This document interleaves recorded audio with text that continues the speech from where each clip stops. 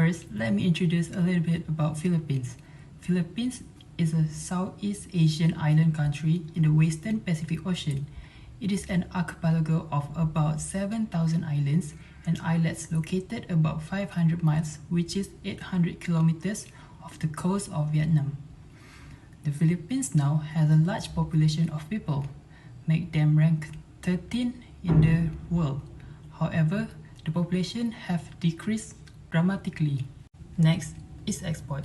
The country's trade balance was still negative in December 2022 by $5.11 billion due to larger imports than export of $10.26 billion and $5.66 billion respectively. Electronic items remain the Philippines' largest commodity export in December 2022 with total earning of $3.17 billion. The second one is the Philippines import rate. In 2022, the import value of electronic product is $2.42 billion, representing of 23.6% of share. Raw materials and intermediate goods accounted for the greatest part of overall imports in that year, totaling to $3.71 billion or 36.1% of total imports. The third one is main industry. The Philippines' largest industry sector was services. It created more output, income and employment than any other industry in 2022. It also accounts for 57% of the entire GDP. The fourth one is the employment rate.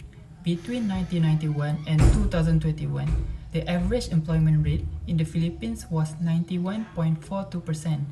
Rate for the year had dropped from 95.42% to 82.40% by the middle of 2022 because of COVID-19.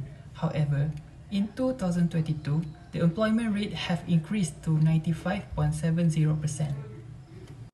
Next is the GDP rate.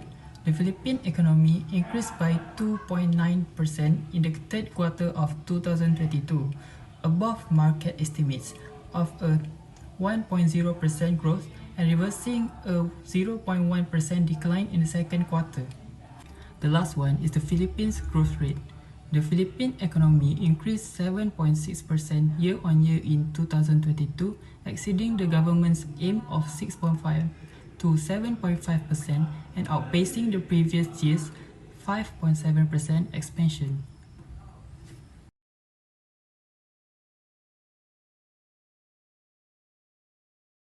Inflation is defined as an increase in the price level of the goods and services that were supplied at a certain period of time. Inflation will result in an increase in the quantity of money and banknotes in the circulation, where it will give rise to an increase in the price of the goods. Inflation also will affect the consumer behavior, and the term inflation over here describes that the price increases for a relevant group of goods and services over a set period of time. Next, I will proceed with the type of inflation. So, the first type of inflation is the demand pull inflation. Demand pull inflation is defined as the price increases that occurs as a result of supply scarcity, where too much money is chasing for a few things. In other words, the aggregate demand is more than aggregate supply. This type of inflation happens because the Philippine unemployment rate is less than 4% and this kind of inflation is non-existent. The second type of the inflation was the cost push inflation. It happened when the cost of wages and also the raw material rise, but the supply of product and services decreases and the demand remains constant. In the Philippines, it was found that there is this kind of inflation based on the national rates of the country.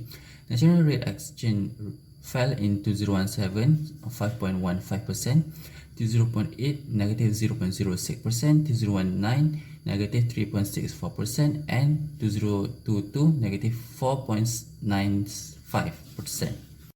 Next, I will proceed with the last type of inflation, which is the monetary inflation. Monetary inflation is the expansion of the money supply. A contractionary fiscal policy is typically enacted when the economy is collapsed, and during inflation, a contractionary fiscal policy is usually implemented. Inflation that happen in the economy give impact to the consumer, firm, and also the government.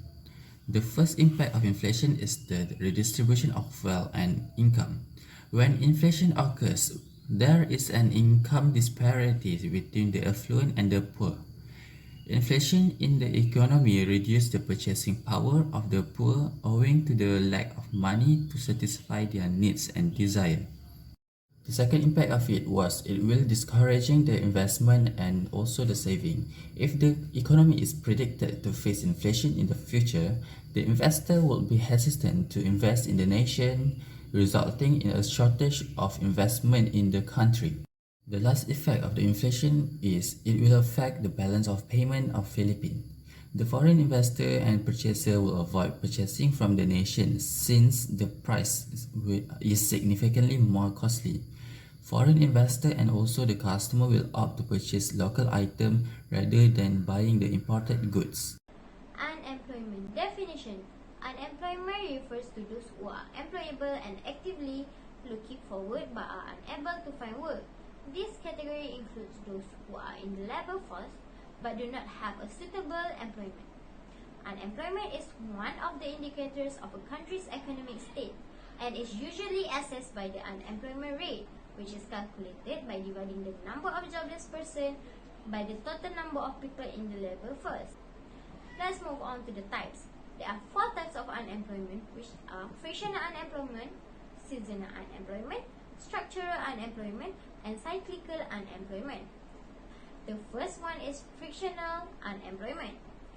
Temporary changes in a worker's life, including moving to a new place and needing to find a new job, can lead to a frictional unemployment. In the Philippines, the majority of unemployed people are fresh graduates from tertiary areas, which including nursing, tourism, and human resources. Second is seasonal unemployment. Different industries or portions of the labor market are available throughout certain seasons, which contributes to seasonal unemployment. There are many jobs in the agriculture industry that are temporarily impacted when a typhoon hits a certain region of the Philippines. Additionally, the tourism industry briefly collapsed when the government implemented ECQ 3 times between 2020 and 2021. The third one is structural unemployment. When employees are available but there are no open positions to fill, or when there are open positions but there are no people to fill them, there is a mismatch between the demographics of workers and the sorts of occupation available. The high number of recent nursing graduates has led to structural unemployment in the Philippines, but there was a rise in the need for physicians. Last but not least is cyclical unemployment. Declining demand is the root cause of cyclical unemployment, since business cannot create jobs when there is not enough demand for goods and services in an economy. For instance, cyclical unemployment begins in 2020, while the COVID-19 epidemic strikes the Philippines in 2021. Several businesses are forced to lay off workers in order to save money, while under the heightened community quarantine. Next is cost. Unemployment can be an issue in any other nation. By the end of 2020, there will be likely 115.6 million Filipinos residing in the Philippines, which has a population that is 5 times that of Malaysia. Despite its size, the Philippines also has a problem with unemployment, which is partly due to the country's excessive number of graduates. One of the biggest causes of unemployment is the COVID-19, which had an impact on everyone in employment. Small business and enterprise must either shut their doors or require their employees to work unpaid leave. Last but not least is effects. Fiscal costs are common effects of unemployment, as the government loses money from taxes paid by Filipinos. The government would, however, get less money if a significant portion of Filipinos were jobless, because no tax would be collected. Philippines saw a decrease in national output as a result of undercapitalizing its resource level. As a result, it will reduce potential for development and national productivity. Finally, because they must purchase stuff to survive while still attempting to preserve money, the unemployment are once again burdened by debt. The Bangko Sentral Bank Pilipinas is the central bank of the Philippines and is primarily responsible for the country's monetary policy. BSP monetary policy actions in interest rate and bank adjustment, along with the requirement for reserve to either raise or decrease the money supply in the wider financial system. The Monetary Board decided to raise the interest rate on the BSPs by 50 basis points to 6% in February 2023 and by 0.25 percentage point in March, after increasing them 2 times this year by a total of 75 basis points. The BSP decided to keep the key policy interest rate at 6.25% during its monetary policy meeting on May 18, 2023. By increasing interest rates, the Bangko Sentral Bank Pilipinas can reduce an economy's money supply. This idea contributes to limiting economic growth by increasing the cost of financing, which affects consumer and company expenditure.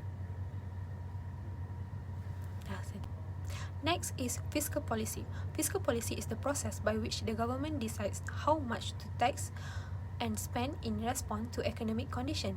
The government has the authority to raise a tax rate. An increase in tax rates can reduce individuals' disposable income, which reduce consumption of goods and services. The government can reduce the spending, which will have a direct multiplier effect on aggregate demand, leading it to fall and, as a result, lowering the rate of inflation. On the other hand, fiscal policy has many benefits, such as the legalization of services that makes everyone's life easier and the creation of infrastructure that promotes economic expansion. In order to prevent financial institutions from failing during the unemployment crisis in the Philippines, Bangko Sentral Bank Pilipinas has employed a number of different tactics. By lowering the base lending rate, the monetary authority increased the aggregate demand. Bank may lower its base lending rate to increase loan accessibility and encourage companies to invest more by increasing employee numbers. Additionally, Bangko Sentral Bank Pilipinas has lower interest rate. To encourage consumers to spend more money, the bank will lower the interest rate on deposit. Because of this, demand and output will both go up generally.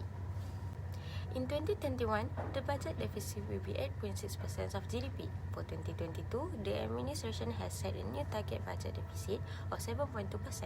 It is therefore significantly better.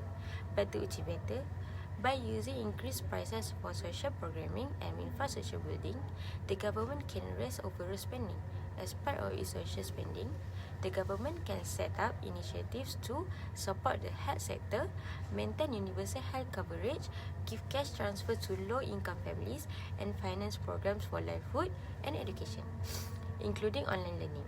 Additionally, the corporate income tax will be lower from 30% to 20% for small and medium-sized firms and to 25% for all other business under the Corporate Recovery and Tax Incentives for Enterprise Act.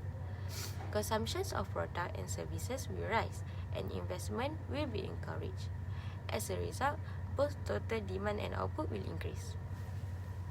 In conclusion, one of the key reasons why the Philippines continues to perform well is because of its largest industry sector, which is services. It provides numerous benefits to the Philippines, assisting them in increasing their overall GDP by 57%, more than other industry. Using monetary and fiscal policy, the Bangko Sentral NG Pilipinas has devised the best answer to country unemployment and inflation challenges. Imports and exports to the Philippines have risen over time.